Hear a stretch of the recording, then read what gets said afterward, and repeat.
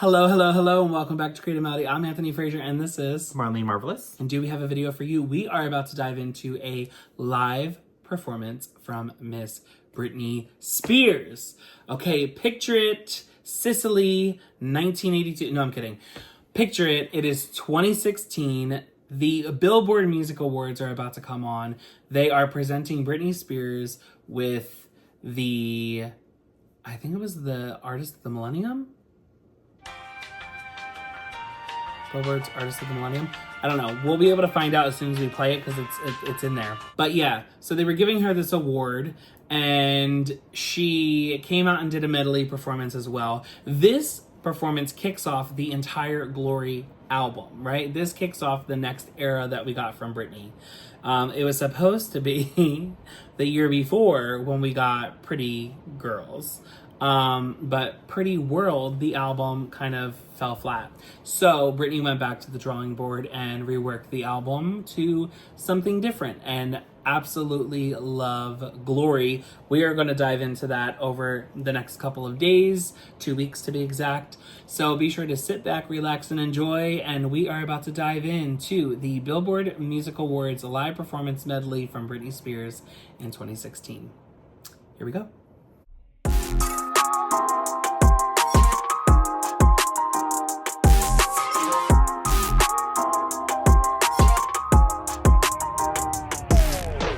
Till I feel the vibrations.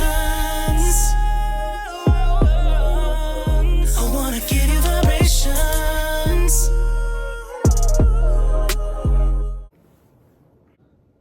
The first performance of the night. And one of the most successful entertainers of Las Vegas entertainment. Top 40 hits on the Billboard Hot 100. A rare artist whose career achievements. Here she is. You've never seen this? No, I have. Oh.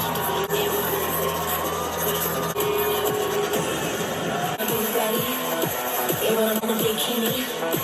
You better work, bitch. You better work. Where you from? How's it go? What you want? Oh, you're on as a bitch. You're so sure that in a different world.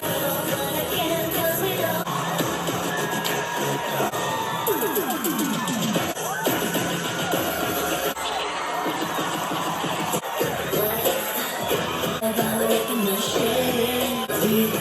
Strong, with me.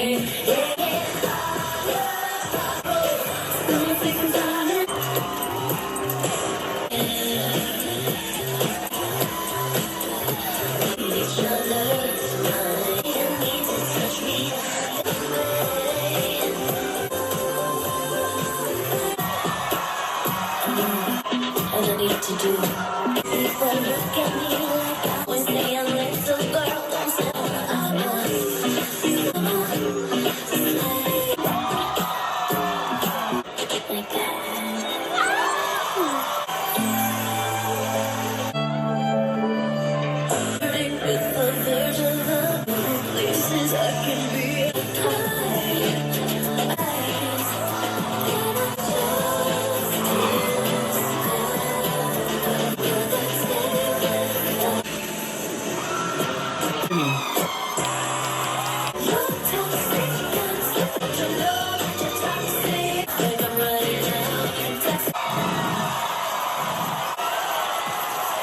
Hold the fuck up.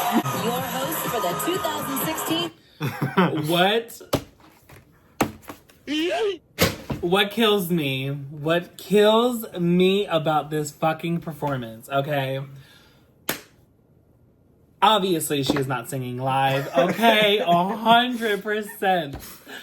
But these bitches turned on the fucking mic right at the end so she can go real loud into the mic. Did you hear it? Yeah. I was like, really? It literally, every single time I watch this, I hear that at the end and I'm like, what was the reason? What was the reason? I had a reason. What was the reason? I had a reason. What was the reason? Why? What did we do this for? What was the purpose? We knew that she wasn't, girl, we could see the entire fucking time she wasn't singing live.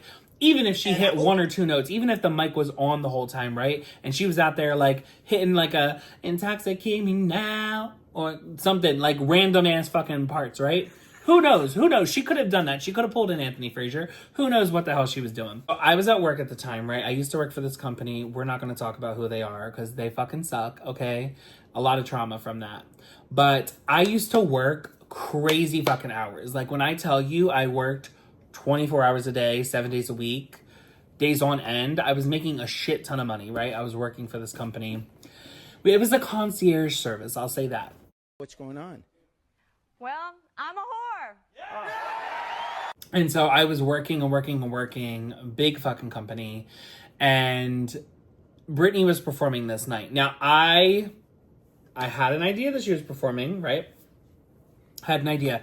Did not know that she was going to be like this big elaborate fucking thing, right? We thought that something was coming up. We've seen Pretty Girls. We saw that live on the Billboard the year before. She was stuck at her residency. So I thought, okay, we're just going to get something at the residency. Didn't think we were actually going to be at the T-Mobile Arena. Then she shows up on the red carpet and I'm flipping the fuck out because I signed up for 2 extra shifts at work, okay? I was working 3 shifts in one day.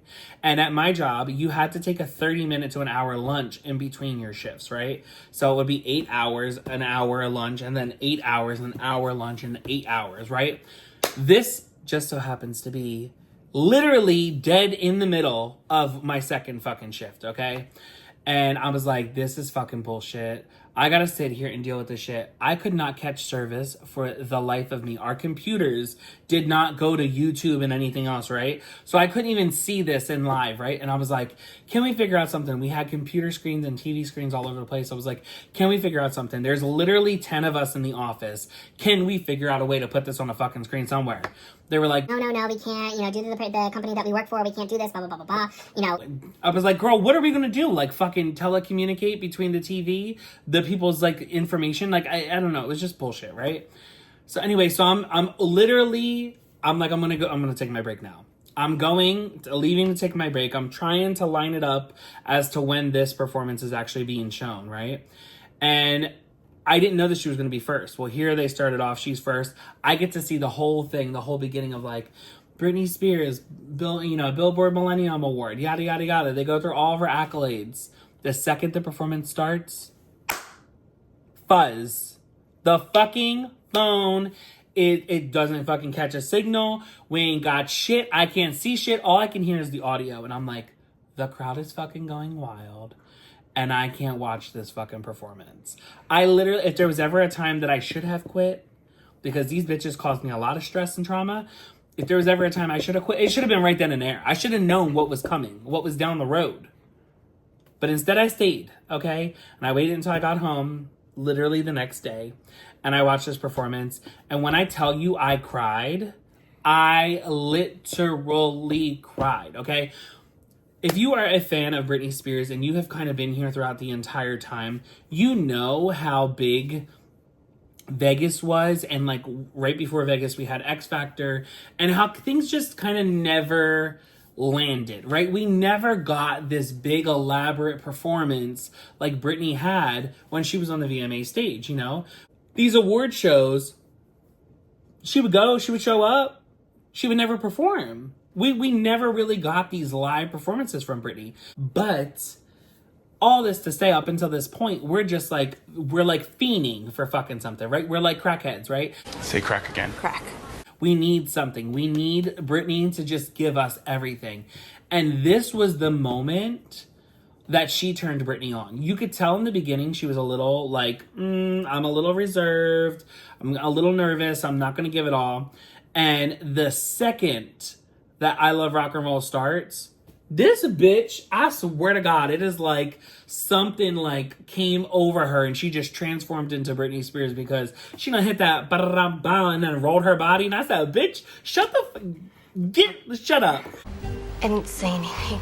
Anyway, and then she got up there, she got onto now again, all these pieces are parts of her stage from Vegas. Mm-hmm. So like the entrance that she had, that is also her entrance for Work Bitch from the reimagined part of it.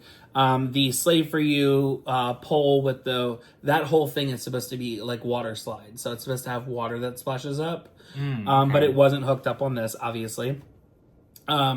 And that's all supposed to be some elaborate thing as well. And then you have the speakers and the guitar that say Spears on it instead of speakers. And then you have the fireworks. That guitar is actually from the Femme Fatale tour that was brought out for the tour with, well, not the tour, but the residency in Vegas. And so they kind of like reused some of these pieces, brought new pieces out. Everything was really, really good, right? She worked the stage. She used every fucking stage possible. She had A, B, C, D, and E stage, okay? She had all these fucking stages. She had 2 motherfucking bridges where she walked out on and did some shit, okay? But nonetheless, she worked the entire room. She gave us a performance that we could really, truly love and just know that, like, old Britney was still there. Like, that young, vibrant Britney was still there. And I feel like this is where we kind of had the turn. This was the tide before the storm when everything started to go south with Glory, because I feel like, and again, there's a 2-year gap from when Glory hit and then when we got Britney into a institution, when she got institutionalized in January. And she blamed it on her father's health, right? Right before she was supposed to go into her 2nd residency, technically her 4th residency, but she was going to be at the Park MGM. And that was going to be called Domination. We got to see this spark back in Britney. And I truly feel that we have that spark in Britney now. And she just gets a lot of flack on social media because I can see pieces of her dancing in this and literally be like, oh, she does the same thing right now. She's twirling in her room and she's doing the hand motions, you know, like how she would do. Or, you know, she has this little quirky little smile that she likes to do when she's performing. And I see all that in the videos that she puts on Instagram and on her social media. And I see it here. It's just the difference is that the general public, the people who are watching this and who are ostracizing her about it, they are seeing her in her living room and they're thinking this is manic, right? They're not seeing this in a setting like this. Whereas if she was performing like that in a setting like this, nobody would think 2 things about it, right? So I say all that to say, this is the moment when we kind of knew that Britney was back. It was a big moment for me and amongst the entire fan base. I remember being in all the forums that night talking about it. And yeah, this was just a turning point. And sadly, I feel like we kind of got the resurgence of what we would have had during like In the Zone blackout time frame, with Energy and stuff like that, and even a little bit of Circus. But I feel like we were going to get something great and we kind of got robbed of it as a fan base. And Britney got robbed of it because she was institutionalized against her will.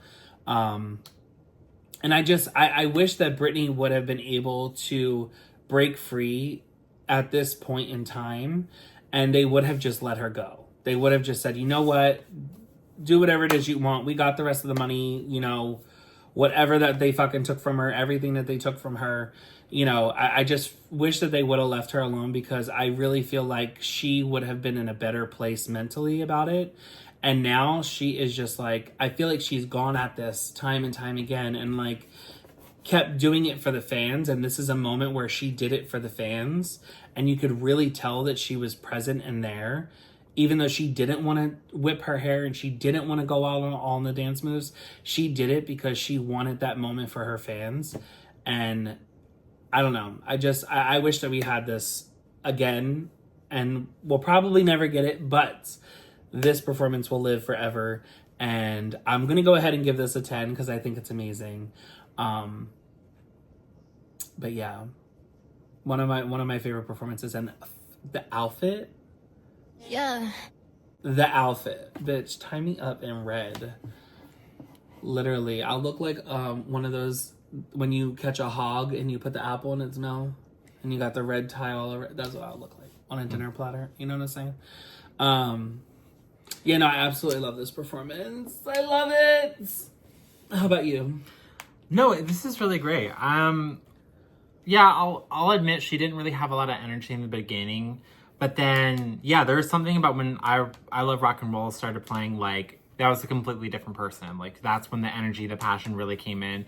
And you saw, like from then on, like, it really carried through. Because then it was that. It was also Breathe For Me, Touch of My Hand, Toxic, Slave For You. Like, that's when she started having a little bit more passion and energy into those performances, you know, and I thought it was all really good. What is it? I think it's a little interesting that we chose those songs, especially since it seemed to be like more of like a medley, and it was like, okay, like especially after we gave this whole like speech of like she's had this like past of like all these sales and stuff and all these songs and history and the music industry and stuff. So I would have especially thought that she would have had done like, you know, the bigger hits and stuff. Like but Baby, Oops. yeah. But at the end of the day, like, nonetheless, it still was really good. She looked absolutely amazing. I love the reveal that she did, and the outfit that she was wearing. That was so cute. I love that. I want to recreate it. Now, what I also want to point out is I love how you can tell in the audience who was just watching and who loves Britney. Like, you could tell. 100%. You could 100% tell. Like, I love how, like, Nick Jonas is trying to talk to Demi. Demi does not care. She's just focused, laser focused. Like, you are just white noise to me. Like, Britney's right there. That's what I'm focused on right now. Halsey was there. Ashton Kutcher. Yeah. They all focused. What was that one rapper? What Wiz Khalifa. Yeah. He literally, like, it was so funny how, like, the couple that was, like, standing right there, like, watching, and, like, she turned and talked to him. He got up and, like, was, like, trying to watch her and stuff. Yeah, like, was still watching. Yeah, like, that was hilarious. Yeah, no, there was a couple. Oh, Zendaya. First of all, what? Oh my God, she went all out. And She was like... And Zendaya wearing glasses? Right. Hello? That's interesting. No, but, yeah, I thought it was just very interesting to see everyone's reaction, you know, to her performing. And did you see Meghan Trainor being a fake ass bitch? Oh, even though all the times that she's talked shit about Britney, you know, she says that she was a fan in the beginning and then became not a fan because they have the same manager who stole all Britney's money, and put her in a conservatorship. But she was out here literally when Britney hit the stage doing Womanizer and came down in that little thing, the B stage. Megan was out here literally, this one right here. Fake ass bitch. She'll always be a fan, and that's why she'll never go anywhere, because she's still a fan. You know, at the end of the day, that's all you are. 10, that's all it is. And yeah, that's it for this video. We will see you guys in the next one. And be sure to like, comment, and subscribe. Hit that notification button for all future videos, and we will see you very soon. Bye for now. Bye!